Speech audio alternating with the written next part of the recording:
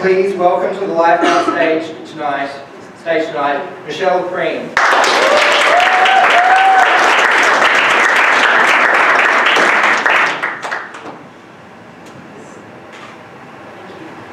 I can tell you those three small humans know never ever to touch the carton of Ben & Jerry's ice cream. Sticky situations. Sticky situations. I have never known more of a cluster of them in my entire life than from the moment I saw those two pink lines that confirmed I was going to become a parent. Growing a human and then having it exit your body is full of sticky and awkward situations. And then you take that tiny human home and it's just one sticky situation after another as you learn how to keep it alive and keep yourself from going insane. Now, my children are now 14, 9 and 8.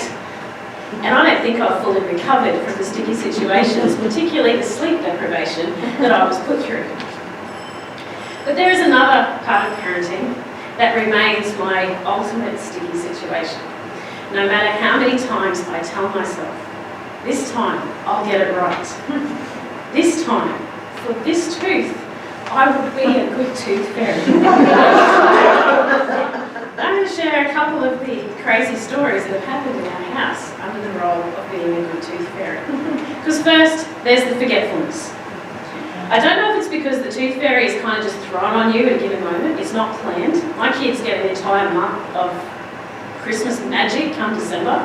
But when it comes to the tooth fairy, it is just one constant sticky situation. Now I could blame that sleep deprivation, or some nights I probably could blame the Chardonnay, but that's really irrelevant. Because the sticky part comes when you get this gorgeous face looking at you in the morning, with big sad eyes, holding out the glass with their tooth in it, and the tooth fairy will come on. My goodness, the quick thinking stories that have been told. Do you know there's lots of kids in our neighbourhood losing teeth at the moment? And I bet you the sun came up before the tooth fairy was done, and you are going to be at the top of her list for tonight. Even more shamefully for my second child, your terse tooth got forgotten, darling. That's because I forgot to notify the fairy through the magical Fairy Network app that there's a new child of tooth losing age in our house that will need to be monitored. I'll fix that right up, and I bet you she'll be here tonight. There was even the night I kept it. I had a poster somewhere, complete with misspelled and backward letterings of "Please don't forget me, Tooth Fairy." And it was hung to the shelf underneath where the glass was.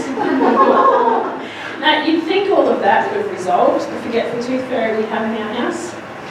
And I hate to admit this, but even last week, in our new move, in our new house down in Diamond Vale at Stanthorpe, my son Charlie lost a tooth. And I thought, excellent, this is the year of new beginnings. We're going to get it right. And I helped him pick the spot. We're going to put the glass, because it's a new house, everything's changed. And we chose on the fireplace, so the fairy would be nice and warm when she arrived. It's quite cold in Stanthorpe. Yet, still, the next morning, he came out, saw the fireplace, and headed straight back to bed. As I stood in the kitchen, going, how could you? That one got explained by the tooth fairy transfer papers must have gone through. Brisbane tooth fairy wouldn't be able to fly all the way to Stanthorpe, and they wouldn't be equipped for the cold. So there must be a glitch in the transfer papers, but I'm sure they'll sort it out by tonight, which they did. And again, I tell myself, at the end of all of that just last week, next time, the next tooth, I will not forget, and I will be a good tooth fairy. But then, what do you do when the kids lose a tooth and you're on holidays and you don't have any coins? Now, this happened to my oldest child. We were on holidays with his grandparents in beautiful Tenterfield. Middle of winter, long past everything being closed in town, and between 4 adults, we had no coins. The smallest money we had was a $10 note, which he got paid on time. But it got explained that that's a much higher rate than the tooth fairy normally pays, but because you're on holidays, losing teeth on holidays is a bit special, so you get a lot of bonus. That child lost 2 more teeth. They were teeth that he made loose because he wanted to capitalise on the holiday bonus. Driving home from that holiday, I remember thinking, do I need to book him in for the dentist? But I was also thinking, next time I will be more prepared. Next time, for the next tooth, I will be a good tooth fairy. It brings me to the final story that has been told to my children. Under the question of, what are you supposed to do with the teeth that the tooth fairy collects? They definitely, seriously, what are you supposed to do with them? They don't cover that in Mother's Group. Maggie Dent and Justin Coulson do not have a chapter in their parenting books or an episode on their podcast about what to do with the teeth.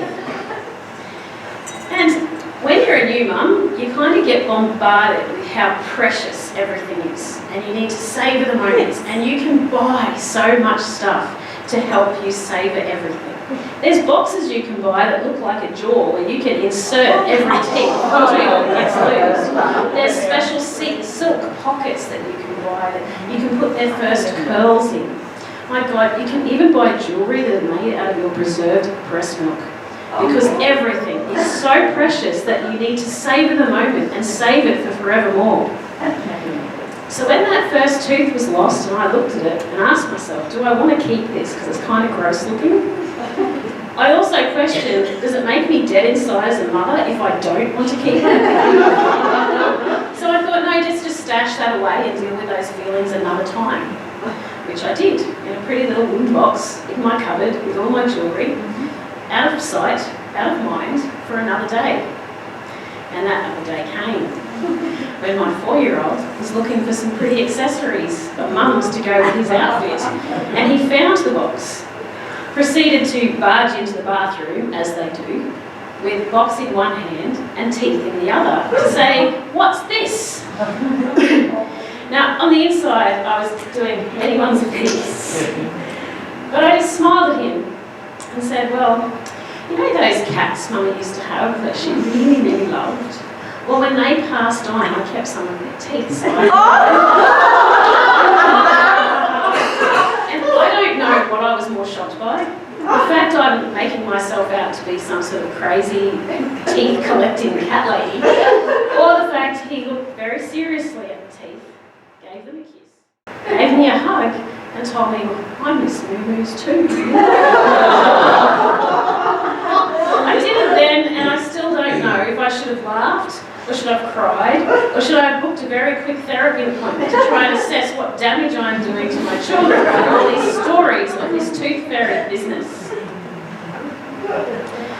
But really, overall, it's the sticky situations that make our family unique.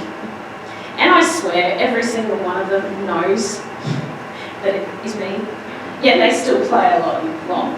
Maybe that's because there's money in it for them, or maybe it's because they enjoy the fun.